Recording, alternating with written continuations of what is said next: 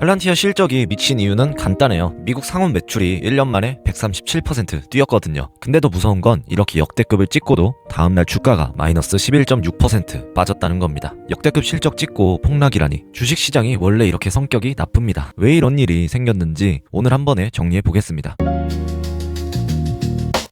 지금 시장은 솔직히 하나만 보고 있어요. AI가 진짜 돈이 되느냐? 그게 안 찍히면 나머지 거창한 비전은 전부 꿈으로 끝나죠. 쉽게 말해서 지금 AI 기업들한테 시장이 묻고 있는 건 너 진짜 장사가 되는 거야? 아님 입으로만 AI야? 딱 이 한마디입니다. 팔란티어는 이번에 그걸 숫자로 증명했어요. 그래서 이 실적은 단순한 기업 뉴스가 아닙니다. AI 밸류에이션 룰 자체를 흔드는 사건이라고 봐야 해요. 오늘 영상에서 딱 세 가지만 답할게요. 하나, 실적이 얼마나 셌고 왜 이렇게 나왔나? 둘, 그럼에도 왜 빠졌나? 셋, 다음 트리거는 뭔가? 특히 두 번째, 왜 빠졌는지가 제일 중요한데 그건 좀 뒤에 다루겠습니다. 끝까지 보시면 그 답이 명확하게 나옵니다. 그리고 이 분석을 기반으로 제가 짠 포트폴리오 전략까지 고정 댓글에 공유해 놨으니 그것도 같이 챙겨가시면 좋겠습니다. 자, 그럼 숫자부터 들어갑니다. 4분기 총 매출 14억 700만 달러, 전년 대비 70% 성장이고 전분기 대비로도 19% 올랐어요. 이 중에서 미국 매출만 10억 7,600만 달러, 전년 대비 93% 뛴 수치죠. 미국 상업 매출이 5억 700만 달러로 137% 성장, 미국 정부 매출은 5억 7천만 달러로 66% 성장했습니다. 137%가 감이 안 오시는 분들을 위해 말씀드리면 작년에 100원 벌던 기업이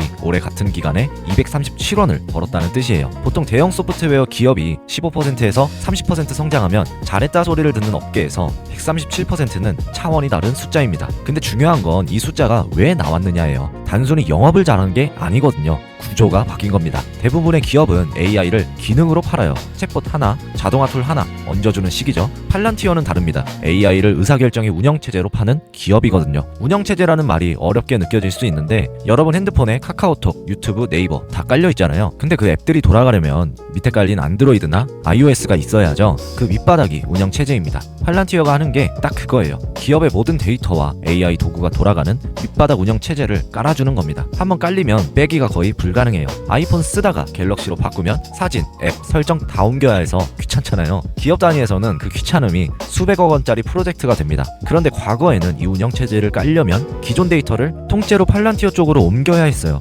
이걸 데이터 이사라고 하는데 집 이사 생각하면 이해가 쉽습니다. 짐 싸고 주소 변경하고 인터넷 새로 깔고 기업 데이터 이전은 그 스트레스에 만배쯤 되는 거예요. 그래서 AI 좋은 거 다 아는데 귀찮아서 도입을 안 하는 기업이 태반이었죠. 이 장벽을 허문 게 MMDP입니다. 멀티모달 데이터 플레인. 쉽게 말해 이제는 이사를 안 해도 되는 거예요. 고객사가 쓰고 있는 기존 데이터 저장소 그대로 두고 팔란티어라는 두뇌만 위에 얹어서 연결하면 끝이거든요. 데이터 이동이 아니라 의사결정의 이동, 이 한 줄이 모든 걸 바꿔놓은 겁니다. 알렉스 카프가 이번 실적 발표에서 직접 말했죠. 고객 수의 증가보다 기존 고객의 지출이 설명할 수 없을 정도로 늘어나고 있다고요. 도입 마찰이 사라지니까 한번 맛본 기업이 전사 확장으로 자동 전환되는 거예요. 넷플릭스 무료 체험 한 달 쓰고 해지하는 사람 거의 없잖아요. 팔란티어는 넷플릭스가 아니라 전기 수도 같은 겁니다. 한번 연결하면 끊을 수가 없어요. 이 구조를 숫자로 확인하면 더 선명해집니다. 수익성부터 보면 조정 EPS 0.25달러로 시장 컨센서스를 8.8% 상회했고 조정 영업이익률은 57%입니다. 100원 벌면 57원이 순수하게 남는 거예요. 보통 소프트웨어 기업이 20%에서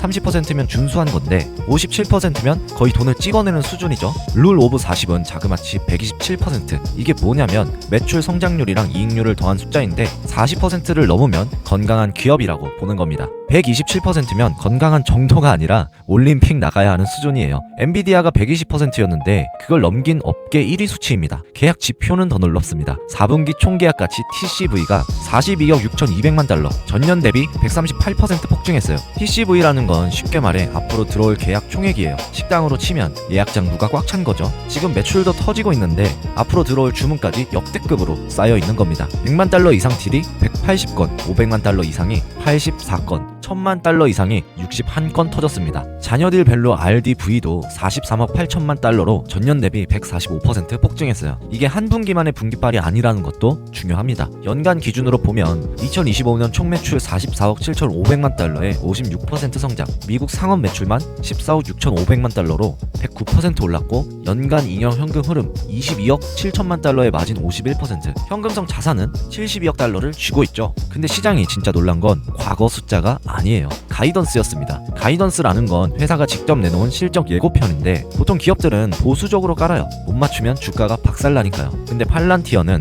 2026년 매출 가이던스를 71억 8,200만에서 71억 9,800만 달러, 전년 대비 61% 성장으로 제시했거든요. 미국 상업 매출만 31억 4,400만 달러 초과, 최소 115% 이상 성장을 전망한 겁니다. 1분기 가이던스도 15억 3,200만에서 15억 3,600만 달러, 시장 예상치를 완전히 압살한 수준이죠. 보수적으로 깔아야 할 가이던스에서 이 정도를 던졌다는 건 내부적으로는 이보다 더 높은 숫자를 보고 있다는 뜻이기도 합니다. 여기서 하나만 더 짚겠습니다. 시장이 아직 과소평가하고 있는 부분인데 팔란티어에는 직접 매출 말고 간접 매출이 붙는 구조가 있거든요. 비투스라는 스타트업이 대표적이에요. 이 기업은 팔란티어 파운드를 위해서 GPS 교란 대용 솔루션을 독자적으로 만들어 다시 시장에 판매하고 있습니다. 팔란티어가 직접 영업하지 않아도 생태계 위에서 매출이 자생적으로 발생하는 거죠. 애플이 앱스토어에서 30% 수수료 받는 것처럼 팔란티어 위에서 다른 회사들이 장사를 하면 가만히 앉아서도 돈이 들어오는 구조가 되는 거예요. 아직 실적에 본격 반영되진 않았지만 이 구조가 가속화되면 총 유효 시장은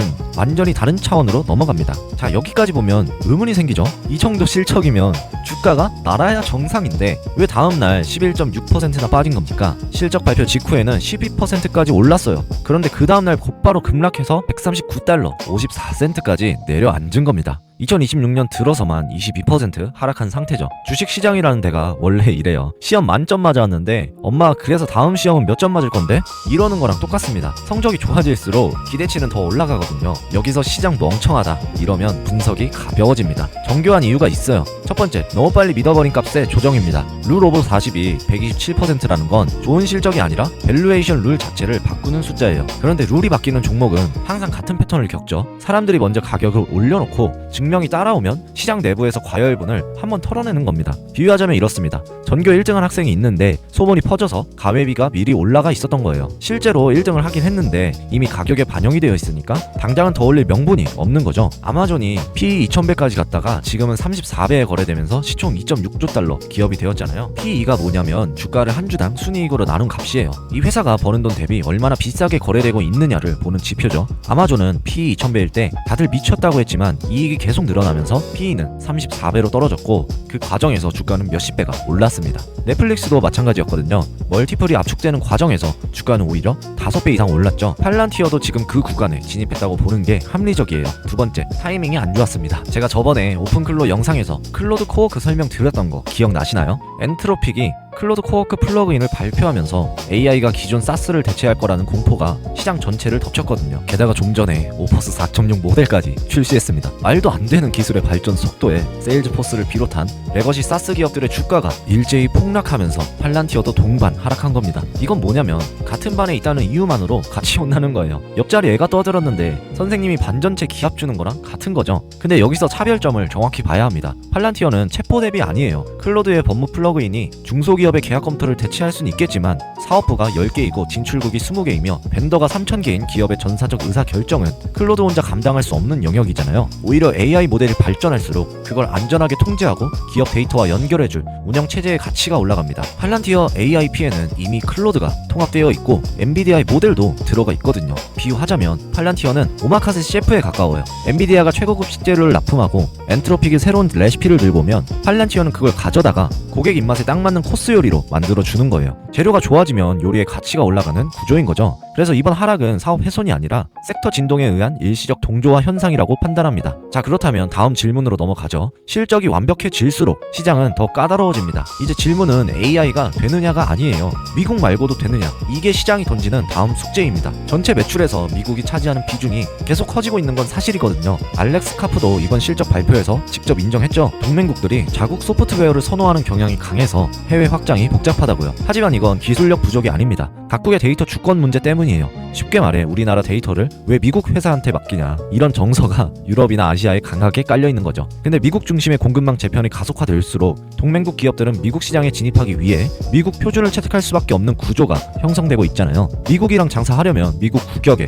맞춰야 되는 건데 그 국격의 소프트웨어 표준이 팔란티어가 되어가고 있는 겁니다. 결국 시간 문제예요. 그래서 다음 트리거는 딱 하나로 정리됩니다. 국제 상업 매출이 폭발하느냐, 특히 동맹국의 메인스트림에서 돌파가 나오느냐죠. 가장 주목해야 할 거점은 영국입니다. 팔란티어가 영국 공공의료 시스템 NHS에 투입되었고 3분기 기준으로 영국 매출이 국제 매출의 38%를 차지할 만큼 비중이 컸어요. 4분기 국제 정부 매출이 1억 6천만 달러로 전년 대비 43% 증가했는데 이 성장의 대부분이 영국에서 나온 것으로 파악됩니다. 여기에 베네수엘라 원유 프로젝트를 보면 더 선명해집니다. 미국 정부가 원유 물류 운영사로 지정한 트라피규라. 이 기업은 이미 팔란티어와 함께 물류 추적 플랫폼 아고라를 만들어 운영하고 있는 파트너거든요. 우크라이나 재건 파트너십도 마찬가지예요. 세계은행 주산 5,240억 달러 규모의 재건 프로젝트에서 팔란티어는 이미 경제부와 지뢰제거 파트너십을 체결한 상태입니다. 쉽게 말해서 국가 단위의 대형 프로젝트가 터질 때마다 투명성과 효율성을 동시에 보장해줄 수 있는 소프트웨어가 필요한데 그걸 지금 할 수 있는 검증된 기업이 팔란티어밖에 없는 거죠. 지정학적 운영 체제로서의 이 역할이 국제 매출의 기폭제가 될 가능성이 높습니다. 정리하겠습니다. 미국에서의 증명은 끝났습니다. 이제 남은 건 확장이고 그 확장의 첫 번째 문이 국제 상업 매출이에요. 알렉스 카프가 미국 매출 10배 성장을 선언한 것처럼 해외 매출에서도 같은 확신이 나오는 순간이 팔란티어의 또 다른 도약이 시작되는 시점이 될 겁니다. 다음 실적까지 감이 아니라 이것만 보시면 됩니다. 첫째, 국제 상업 매출 성장률. 이게 진짜 트리거예요. 둘째, 미국 상업 매출 성장률의 유지 여부. 137%가 일회성이었는지 확인해야 하죠. 셋째, TCV와 RDV 추이. 계약 파이프라인이 계속 두꺼운지가 핵심이거든요. 넷째, 조종 영업이익률 유지. 57% 마진이 무너지면 밸류에이션 룰이 깨집니다. 다섯째, 가이던스의 상향 또는 유지. 시장이 원하는 건 결국 속도의 지속이에요. 자, 솔직히 이번 영상이 팔란티어에 대한 실적 리뷰와 해석 그리고 앞으로의 방향성까지 상당한 인사이트를 녹였다고 생각합니다. 근데 여기서 한 발 더 나가서 이 분석을 기반으로 실제로 어떻게 포트폴리오를 구성할 것인지 팔란티어와 같이 가져가면 좋을 미장 종목과 국장 종목 어떤 건 장기뷰로 잡고 어떤 건 단기로 가져갈지 전략적으로 정리를 해봤어요. 고정 댓글 링크를 통해서 신청하시면 그 내용까지 전부 공유해 드리겠습니다. AI가 돈이 되는지 이제 증명의 단계로 들어왔습니다. 팔란티어는 그 첫 장을 써버렸고 다음 장의 무대는 미국 밖에서 펼쳐질 거예요. 오늘 영상 도움이 되셨다면 구독과 좋아요 부탁드리겠습니다. 감사합니다.